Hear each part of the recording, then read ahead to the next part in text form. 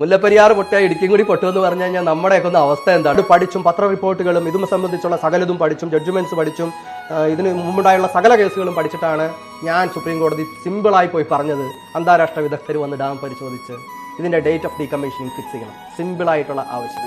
ആ ആവശ്യത്തെയാണ് പ്രതിലോമ ശക്തികൾ തകർത്തത്. അതിന് രാഷ്ട്രീയക്കാരുണ്ട്. ഇതിനെപ്പറ്റി പഠിച്ചിട്ടുള്ള മറ്റൊരുപാട് പ്രൈവറ്റും ഗവൺമെന്റുമായിട്ടുള്ള ഒരുപാട് സംഘടനകളുണ്ട്, ഒരുപാട് ഇൻസ്റ്റിറ്റ്യൂഷൻസിന്റെ ഒഫീഷ്യൽ റിപ്പോർട്ടുണ്ട്. അവിടുത്തെ ചീഫ് എഞ്ചിനീയർ പറയുന്ന കാര്യം, KCBയുടെ ചീഫ് എഞ്ചിനീയർ പറയുന്ന കാര്യം എന്ന് പറഞ്ഞാൽ ഇത് പിടിച്ചു നിർത്തിയിരിക്കുന്ന ദൈവമാണെന്നുള്ള തരത്തിലാണ്. നമ്മൾ പറയാറുണ്ട് ചിലപ്പോൾ ഒരു വലിയ ജനതയെ രക്ഷിക്കാൻ വേണ്ടിയിട്ട് അവർക്ക് മുമ്പിൽ ഒരു ദൈവം പ്രത്യക്ഷപ്പെടുമെന്ന്.